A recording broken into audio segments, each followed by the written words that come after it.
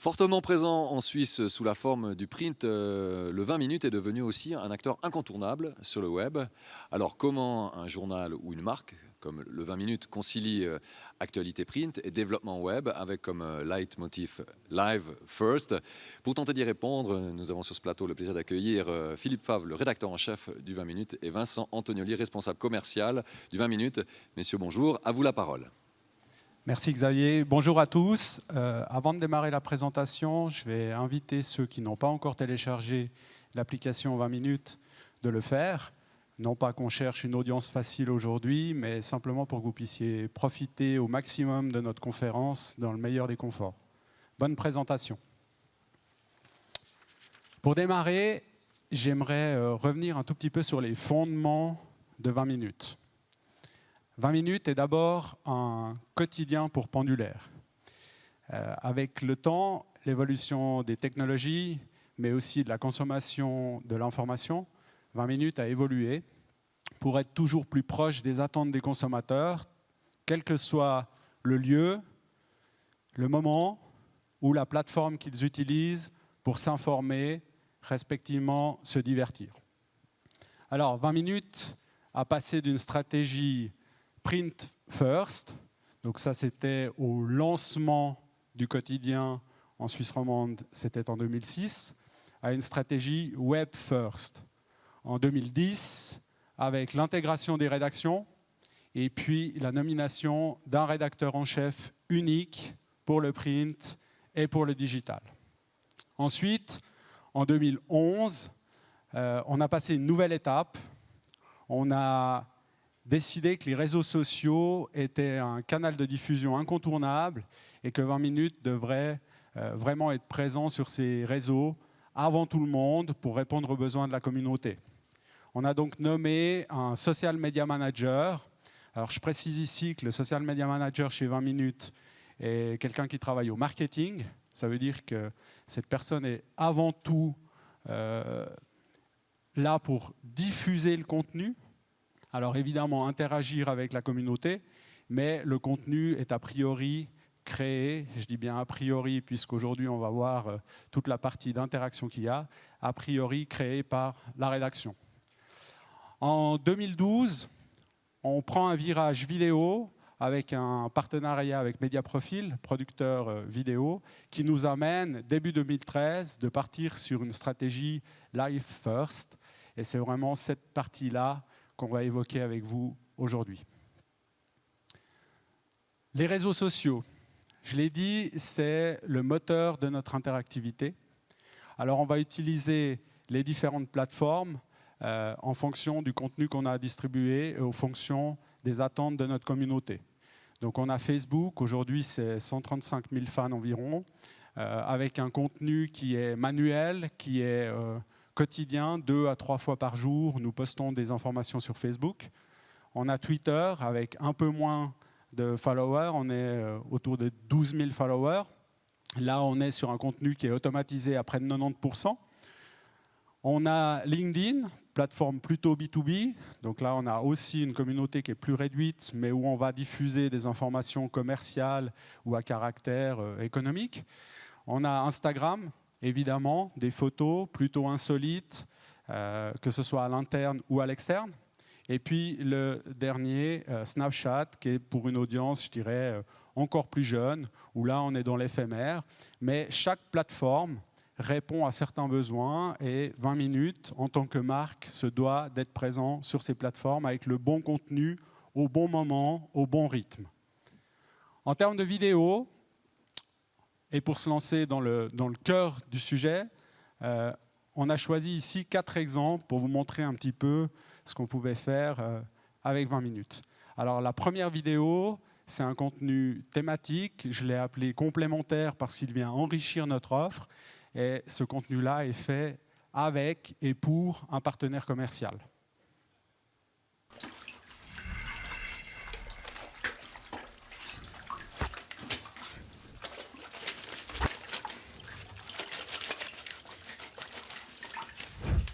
Baby, baby, baby, ooh, you can't read my poker face.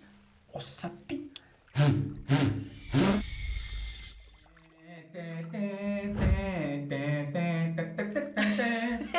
Mais quoi? Ah ben, le père Fouras, énigme. Attends, j'en ai plein d'autres, attends. Oui, Babula, she's my baby. Oh, le grand Schtroumpf a besoin de vous. Oh. Bon, Fab, tu peux sortir maintenant, j'ai faim. Mais qu'est-ce que t'as contre mon bain? Je suis pas beau là? Cristiano Ronaldo. T'es irrésistible, vraiment. Mais je vais te dire un truc, avec toute l'eau que tu utilises, t'aurais pu prendre une douche, moi aussi, et même Non, tu parles pas de ta mère quand je suis en train de me détendre dans mon bain. Et oui Fabien, si 20% des ménages suisses prenaient des bains et non des douches, ils gaspilleraient 20 milliards de litres d'eau par an, soit l'eau de 6600 piscines olympiques et la consommation moyenne d'électricité de 111 000 ménages suisses de 4 personnes.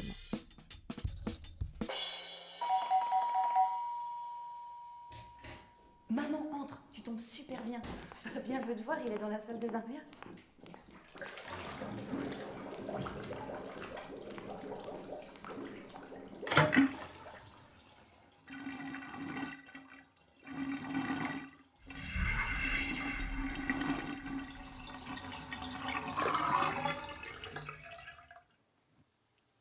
Voilà, alors cette première vidéo, évidemment, elle est commerciale, mais en même temps, elle enrichit notre offre de contenu didactique, informatif. Au contraire de ce que j'ai pu entendre dans cette salle, entre autres hier, on n'a pas créé ce contenu, puis on est allé vers les sponsors pour savoir s'ils étaient intéressés à nous soutenir.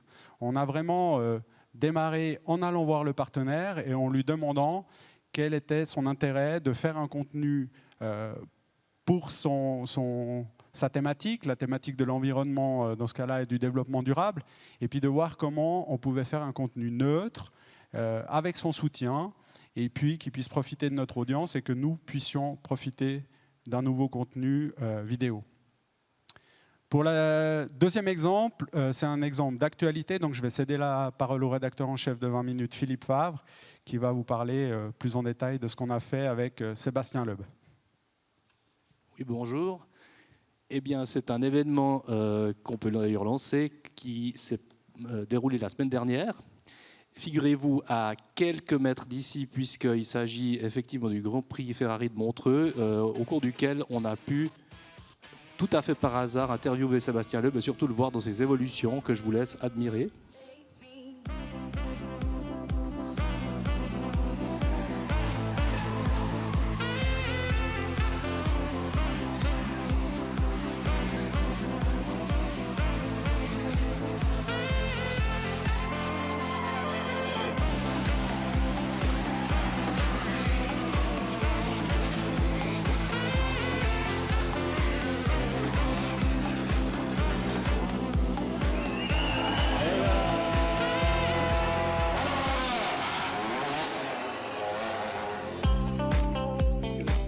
Cette performance a été faite dans la rue qui se trouve à côté de ce bâtiment, donc vous pouvez imaginer la place qu'il y a pour faire ça.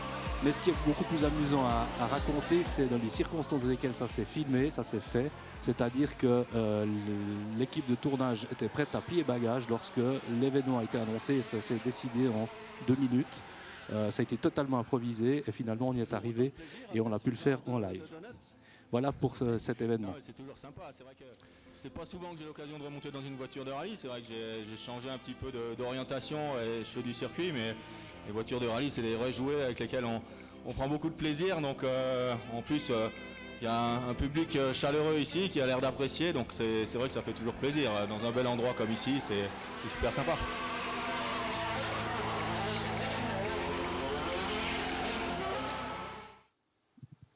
Voilà, alors dans ces deux exemples, on voit aussi ce qu'on peut faire en fonction du temps, respectivement du lieu où on va diffuser. C'est-à-dire que la première vidéo que vous avez vue avec la Romande Énergie, on est sur un rythme hebdomadaire, donc on diffusait ce contenu en principe en début de semaine. Chaque semaine pendant une année. Là, sur Sébastien Loeb, c'est le dimanche, donc on est sur un contenu qui est déjà proche du divertissement, et c'est bien là qu'on doit trouver l'équilibre avec 20 minutes, informer, mais aussi divertir, et trouver le bon équilibre en fonction du moment et en fonction de la période à laquelle se passent les événements. Sur les deux derniers exemples qu'on va passer l'un après l'autre, on est sur un contenu, alors plus divertissants. Le premier, c'est un interview dans le cadre de Rocco's Arène sur lequel on a créé un concept de web TV. Donc là, on va prendre un exemple d'interview. Et puis le second, c'est un live streaming, c'est un extrait de concert. Ça, c'est également quelque chose qui est très porteur pour 20 minutes et pour son audience plutôt jeune, avec une affinité particulière pour la musique. Ça a été un des piliers lorsqu'on a lancé la vidéo, de travailler sur les concerts. Aujourd'hui, d'autres le font évidemment, mais je pense que 20 minutes a une carte à jouer dans les concerts en streaming live.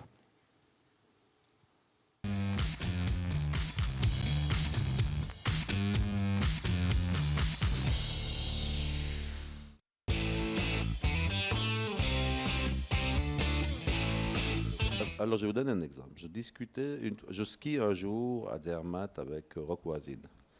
Et puis Rock, qui m'expliquait les problèmes de leur métier.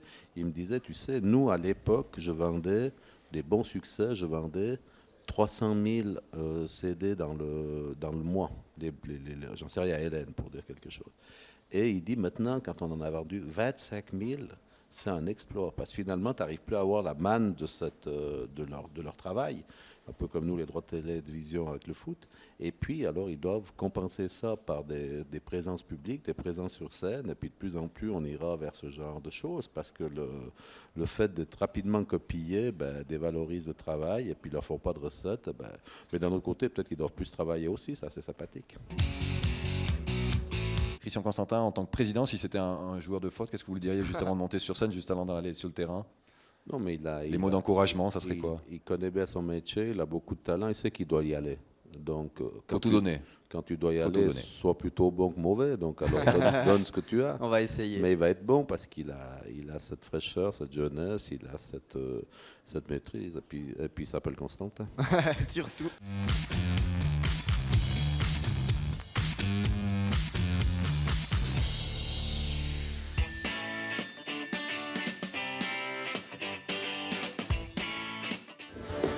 Requiem for a dying song.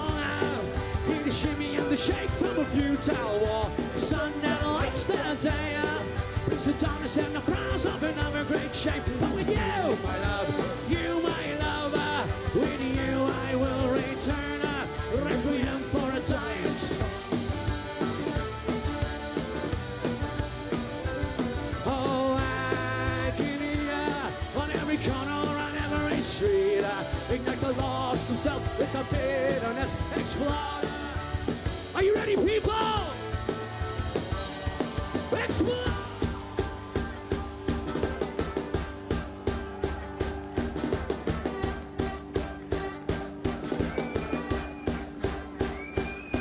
This is government with cryptic cross our back.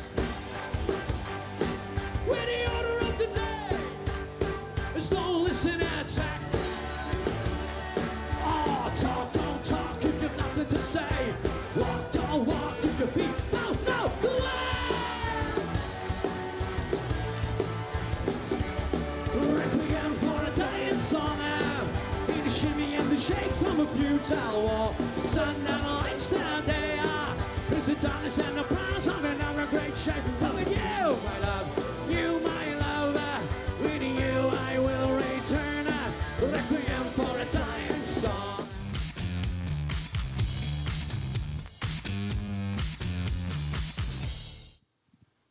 Voilà, alors pour la petite histoire, quand on a créé ce concept de Web TV en 2012 avec le Caprice Festival, peu de producteurs ou d'organisateurs de concerts et de festivals croyaient à ce type de concept. Aujourd'hui, on est sur plusieurs partenariats d'envergure dans ce type-là et le Rocco's TV que vous avez vu ici, c'est 4 heures de direct tous les jours pendant la manifestation. Donc c'est des concepts qui ont vraiment pris de l'ampleur et qui aujourd'hui portent leurs fruits par rapport au contenu qu'on peut offrir additionnel à notre communauté. Voilà, pour le reste, maintenant on va vraiment rentrer dans la stratégie Live First de 20 minutes et je vais céder la parole à Philippe Favre. Merci. Effectivement, quand on parle de Live First, il ne s'agit pas seulement d'images vidéo ou de choses comme ça, il s'agit aussi de faire participer nos internautes nos utilisateurs au contenu du journal, au contenu du web. Donc je vais vous parler ici de notre stratégie du MMS Reporter qui, depuis le début de 20 minutes en 2006, a été mise en place. Et avec ce réseau qui compte maintenant un demi-million d'utilisateurs chaque mois, voire chaque jour sur le print, nous avons là un réseau fantastique qui nous permet d'avoir des sujets, une mine d'or de sujets pour nos contenus éditoriaux. Et c'est absolument incroyable. Et sur cette masse, effectivement, on peut en tirer une certaine substance. Ce qui est aussi, à mon avis, une des clés de la réussite, c'est que cette méthode nous permet d'éviter d'avoir affaire à des communicants qui, eux, ont pour mission de nous empêcher de savoir ou de retarder l'information, et on peut les court-circuiter. À ce stade, j'aimerais juste raconter une anecdote. Il arrive que parfois on reçoive des informations avant les services de secours ou avant la police. C'est un problème éthique, moral, et on doit effectivement inviter nos utilisateurs à d'abord faire acte civique ou appeler la police avant de nous envoyer des informations. Et souvent, on est effectivement à peu près en même temps que la police quand on arrive sur les lieux ou quand on est au courant des informations. Donc ça, c'est du vrai direct qui pose effectivement un certain nombre de problèmes. Alors, si on poursuit, on voit quelle allure ça peut prendre. Donc, on a différentes possibilités. Donc, c'est souvent sous forme de photographie qu'on nous envoie. On nous envoie ça sur une plateforme qu'on va vous présenter tout à l'heure. Et vous voyez que les sujets sont tout à fait diversifiés, faits divers, divertissements, voire d'autres sujets, peut-être même plus politiques. On peut trouver de tout. Et sur le nombre, effectivement, de MMS Reporter que nous recevons, on en reçoit à peu près une centaine sur toute la Suisse, on peut effectivement tirer environ 3 à 5%. C'est clair que chaque envoi est validé, vérifié, la personne est identifiée et évidemment l'information doit être validée auprès des autorités compétentes, la police, les secours, que sais-je. On peut réutiliser ce matériel sur tous nos canaux, y compris le canal papier. Donc vous avez un exemple ici d'un sujet tout à fait anecdotique qui a été publié sur le web et qui se retrouve le lendemain dans le journal. Donc on utilise cette stratégie sur tous nos canaux. Et comme je vous l'ai dit tout à l'heure, voici notre plateforme de réception MMS. Donc on reçoit sous cette forme les envois de nos internautes et nous procédons au tri sur la base effectivement de ce fil qui est exactement comme un fil d'agence pour des textes. Les envois sont reçus par ordre chronologique. Alors évidemment, on vous a parlé de beaucoup de choses, mais maintenant vous allez aussi passer à l'action parce que finalement, si on vous dit qu'on fait du direct, il faut aller jusqu'au bout du raisonnement. Donc je vous propose maintenant, et c'est pour ça qu'on vous a demandé de télécharger l'application de 20 minutes, je vous propose maintenant de vous prendre en photo, de nous l'envoyer, et dans quelques minutes, vous serez en direct sur le site 20minutes.ch. À vous de jouer. Alors peut-être, je ne sais pas si on entend. Voilà. Peut-être pour patienter, alors on va juste revenir sur ces deux axes finalement. Ça va arriver tout de suite. Ça doit aller très vite, oui. Ça doit aller très vite. Avant la police, avant les secours, oui. Avant les secours. Alors, on a bien compris les deux axes. Hein. Il y a une partie commerciale, une partie rédactionnelle. La grande difficulté pour vous, justement, de traiter l'information en développant tous ces projets via le web. C'est une grande difficulté pour vous, en tant que rédacteur en chef, en tant que responsable commercial. Comment est-ce que vous travaillez dans la même direction pour la marque 20 minutes ? Je pense que de toute façon, les gens ont très bien compris la volonté de 20 minutes d'offrir de l'information gratuite et qu'à partir du moment où elle est gratuite, il faut des annonceurs pour financer le développement de cette offre d'information. Maintenant, en effet, le rédacteur en chef de 20 minutes est certainement le rédacteur en chef qui connaît le mieux les enjeux économiques de son titre.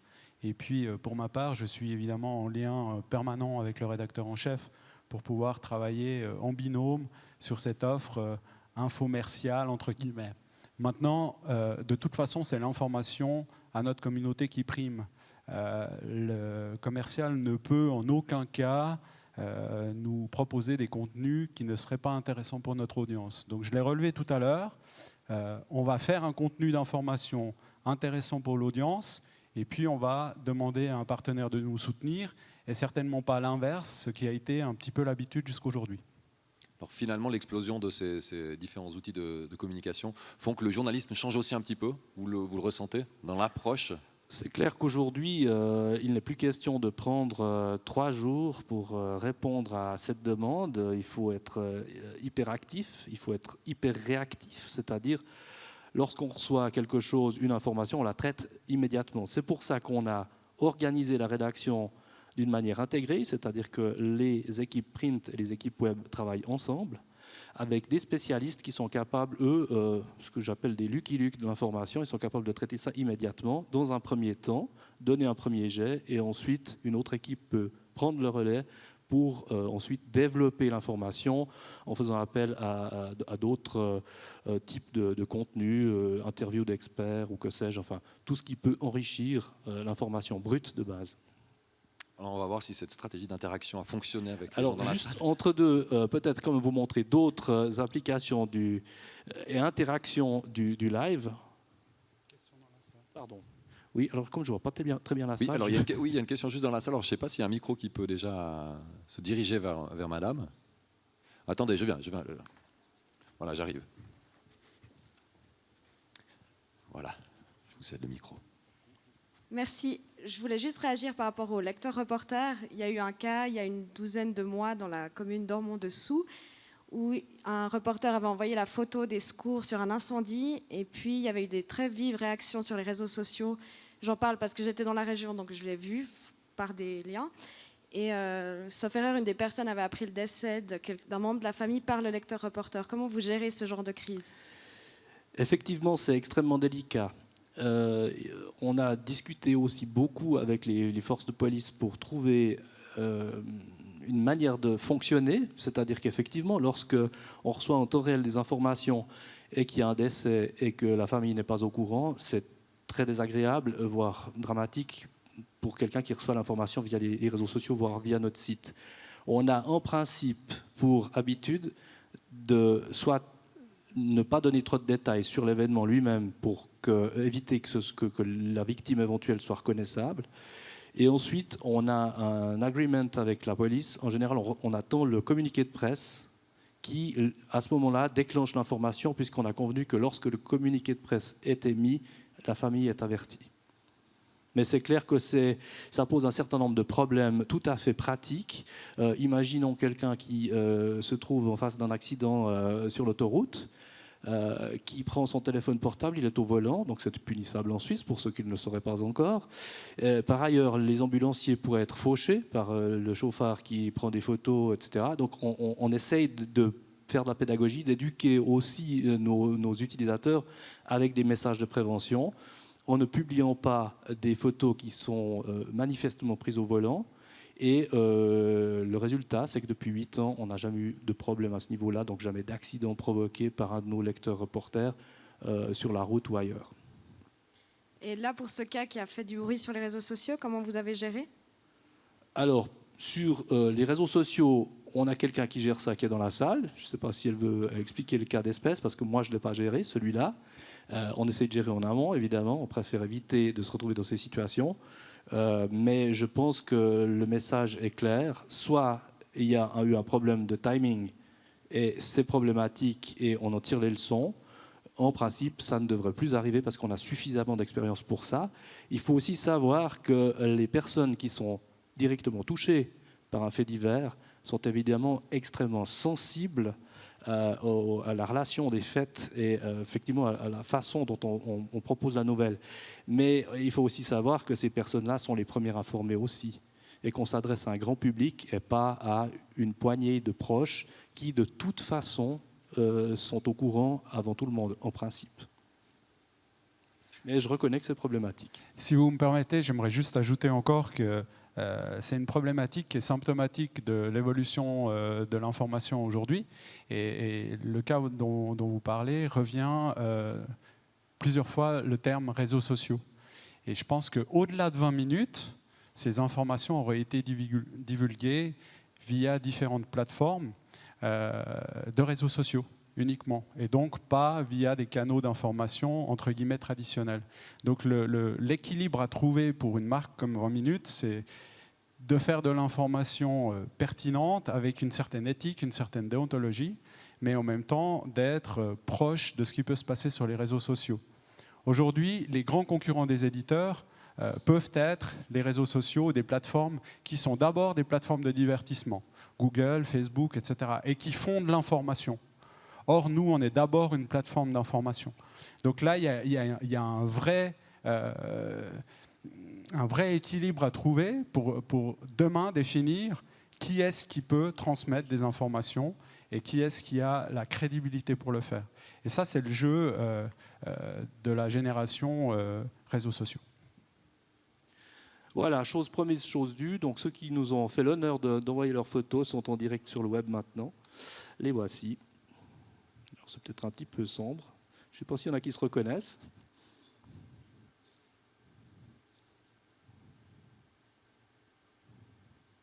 Donc vous voyez que c'est extrêmement vite fait. J'en ai reconnu 2 là. Donc il y en a qui n'ont pas compris ce que c'était un selfie et qui ont pris des photos de la salle, c'est bien. Voilà, donc on vous a démontré en direct comment on peut faire du direct très vite. Donc vous voyez que c'est quelques minutes et puis l'information est passée. Voilà, puis il y a d'autres choses qu'on peut vous montrer maintenant. Je ne sais pas s'il y a d'autres questions, mais enfin on les prendra volontiers après ou tout de suite. Je crois qu'il y a juste une question là, madame, vous avez levé la main. Voilà, un micro arrive vers vous. J'aimerais savoir comment sont réglés les droits d'utilisation des images qu'on vous envoie. Est-ce que les gens sont rétribués? Est-ce que vous pouvez éventuellement les revendre à d'autres médias? Quel genre d'arrangement vous avez? Alors, l'arrangement figure noir sur blanc sur le site internet. Donc, les images qui passent sur le web ne sont pas rétribuées et ne sont pas revendues. Les images qui passent dans la version papier sont rétribuées. Et en cas de revente, 50% du prix est restitué à l'auteur. Je ne peux pas être plus précis. Alors, vu qu'il y a déjà des questions qui ont démarré, on peut continuer, hein, n'hésitez pas. Alors, peut-être pour cette notion de live et d'instantanéité, cela enlève un filtre rédactionnel. C'est une difficulté, ça? Alors, comme que ce soit sur une conférence de presse que vous suivez en direct ou lors de... Oui, alors c'est clair que les aléas du direct, il y a bien d'autres entreprises de télévision qui connaissent ça bien mieux que moi, donc là, je ne me prononcerai pas. Pour ce qui nous concerne, c'est du semi-direct, puisque vous avez vu qu'on reçoit les photos sur un outil qui est interne et qu'on peut contrôler. Donc il y a un petit délai de latence, vous l'avez vu tout à l'heure, 10 minutes, un quart d'heure. Donc là, ça nous donne le temps de faire le premier tri. C'est la même chose d'ailleurs pour nos commentaires sur Internet. Donc chaque article pourrait être commenté, mais nous devons valider manuellement chaque commentaire. Donc ce qui est aussi une garantie, parce que ça c'est un autre débat. C'est évidemment les commentaires sur Internet qui posent un certain nombre de questions lorsqu'ils sont diffusés a priori et validés a posteriori. C'est une problématique qu'on connaît bien en presse web. Donc je pense que le filtre est suffisant, je ne sais pas, nécessaire, oui. Et je pense qu'il est assez bien pratiqué. Je ne crois pas me souvenir d'avoir eu un seul procès, sinon d'intention, sur ce chapitre. Alors, je ne sais pas si vous voulez continuer avec la stratégie d'interaction. Là, je vois une image. Oui, alors on peut vous montrer une autre façon de faire de l'interaction. Celle-ci, elle est programmée. Donc ça, c'est vraiment une action qu'on a menée. Et je dois dire que dans la rédaction, j'étais le seul à ne pas y croire. Je dois faire cet aveu. Toute la rédaction m'a dit c'est génial, il faut faire ce truc. Alors je ne sais pas si vous vous en souvenez, mais c'était quelque chose qui nous était venu des États-Unis, qui s'est révélé être en fait un fake. Mais enfin bon, c'était en fait une publicité qui ne disait pas son nom. Et nous avons décidé de reprendre ce concept à notre compte en proposant via l'édition papier d'inviter des inconnus à s'embrasser en direct dans un studio qui avait été préparé pour cette occasion. J'ai dit, dans une région comme la nôtre où Calvin a laissé des traces, personne ne va s'adonner à cet exercice de haute voltige. Figurez-vous qu'on a reçu 220, donc plus de 200 candidatures, on a dû trier, on en a gardé 20. Donc vous allez les voir maintenant. Donc l'idée, ce que je veux vous démontrer au-delà de la performance artistique de ce First Kiss, c'est surtout qu'on peut faire du multimédia ou du cross-média ou du transmédia, j'ai aussi entendu ça tout à l'heure, en passant par un print qui annonce une opération, qui est filmée et diffusée sur le web, et un retour ensuite dans le print pour donner le résultat. On attend le premier mariage, mais j'ai entendu parler de fiançailles, mais encore, pour le premier bébé, il va falloir attendre un peu. Ce qu'on peut peut-être préciser pour ceux qui voient ce film pour la première fois, c'est que les gens sont arrivés, on leur a simplement rien dit, si ce n'est qu'ils devraient s'embrasser devant la caméra. Donc il n'y a pas eu de brief ou quoi que ce soit, et c'est la complète spontanéité des personnes participantes à l'opération qui a joué. Donc là, on voit aussi la volonté de tout un chacun de se mettre en scène. Et je pense que c'est une des clés de la vidéo et de l'image animée aujourd'hui sur nos plateformes. On peut peut-être lancer. On commence par où? Par là. Faut que ce soit spontané. Je peux te prendre les mains? Je t'en prie. C'est parti comme ça. C'est un peu bizarre. Hein. Ouais. On pourrait mettre de la musique quand même. On peut se faire la bise déjà. Ouais, ça serait Comment cool, ouais. Lorena? Bah, Cyril alors. Enchantée, Cyril. C'est un peu... Non, moi, c'est bon, moi. Ça va? Ouais, moi, c'est tranquille. Ouais, tranquille. Ok. Et puis toi? Ça va. Ça va. Mon Dieu. Donc Ouais. on s'est lancé. Je t'attendais pas une blonde, ça va. Non. Ça te va si je ferme les yeux? Ouais, mais pas de problème, vas-y. D'accord. Je sais pas, il faut que ça dure quelques... Non, pas du tout. Ok. Ça va. Très bien.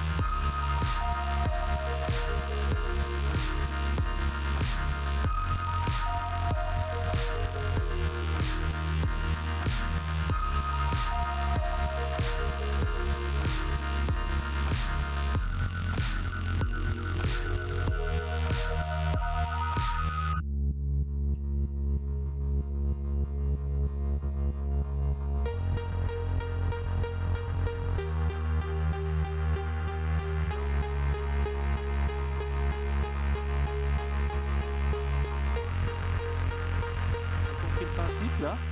Hein, alors, je dois bien avouer que du point de vue éditorial, j'ai beaucoup de peine à justifier l'intérêt informatif de la chose. Mais enfin, je dois aussi reconnaître, c'est pour ça d'où mes réticences initiales, mais je suis quand même obligé de reconnaître que ça crée du lien avec nos utilisateurs et puis qu'il y a quelque chose voilà, de spontané qui correspond bien à l'esprit de la marque. Pourquoi pas? Pourquoi pas? Et le résultat, c'est que ça a très bien marché. Je suis décidément très mauvais dans les estimations et les paris. J'ai perdu mon pari. Voilà, je ne sais pas s'il y a d'autres opérations comme celle-ci qui sont importantes à vos yeux. Là, c'était quelque chose de très spontané. Hein. Vous avez dû réagir très vite à quelque chose que vous avez vu via Internet et les réseaux Alors, sociaux. c'est clair ça, c'est quelque chose qui est omniprésent chez vous? On ne l'a pas expliqué, mais c'est vrai que cette vidéo qui buzzait 2 jours après, le jour même, on s'est posé la question. 2 jours plus tard, on lançait l'appel dans le print. Donc, on a fait ça en gros en 3 jours. En 3 jours, on avait réglé cette affaire et c'est pourtant une opération difficile puisqu'il faut aller chercher des candidats, etc. Il a fallu faire un casting, donc c'était assez compliqué. Mais enfin, en 2-3 jours, on a réussi à monter cette opération. Et oui, je pense que c'est ce qui fait notre force, c'est la capacité à se lancer, même si c'est parfois un peu aventureux, mais je crois qu'il faut à un moment donné saisir l'air du temps et foncer. Alors, la dernière opération qu'on a fait sur ce modèle-là, c'est le Ice Bucket Challenge, puisque l'équipe 20 minutes a été challengée. Et évidemment, on en a fait une vidéo plutôt sympa qui a été mise en ligne et qui a créé pas mal d'engouement sur notre plateforme. Alors, je ne sais pas s'il y a encore des questions dans la salle. N'hésitez pas. Je crois qu'il y a les derniers MMS ou les retardataires qui vont pouvoir s'admirer encore une fois en direct sur notre site. C'est ça ? Ça n'a pas l'air d'être le cas. J'aimerais juste revenir peut-être sur une phrase qui m'a marqué hier. Vous l'avez sûrement aussi souligné, Vincent Antonioli. Un journaliste de bilan disait que c'était une des discussions que vous avez dans leur bureau, l'imprimé, c'est périmé, le digital, ça rapporte que dalle. Comment est-ce que ça vous fait sourire, comment est-ce que vous positionnez par rapport à ça? Vous partagez cette vision? Non, forcément pas. Je l'ai dit tout à l'heure, le quotidien 20 minutes, la marque 20 minutes, c'est d'abord un quotidien pour pendulaire en papier. Aujourd'hui, on a plus de 2 millions de lecteurs en Suisse avec la plateforme papier au travers de 750 000 exemplaires de journaux distribués tous les matins. Donc certes, il y a une légère érosion du lectorat papier, mais on n'est pas du tout encore mort avec les éditions papier. Deuxièmement, on est aujourd'hui sur des plateformes digitales qui doivent être financées, et ce développement se fait au travers des revenus print. Bien sûr, les recettes publicitaires print baissent également, mais on a encore pas mal de ressources et je pense que le digital doit être développé au travers des réseaux print. Maintenant, très clairement, la différence de 20 minutes, c'est qu'on ne parle plus d'outils, on ne parle plus de papier ou pas papier, mobile, desktop, etc. Pour nous, c'est un langage qui est à peu près dépassé. On se vend comme étant une marque d'information qui répond aux besoins des consommateurs, quel que soit le lieu, le moment ou la plateforme sur laquelle ils s'informent, respectivement se divertissent.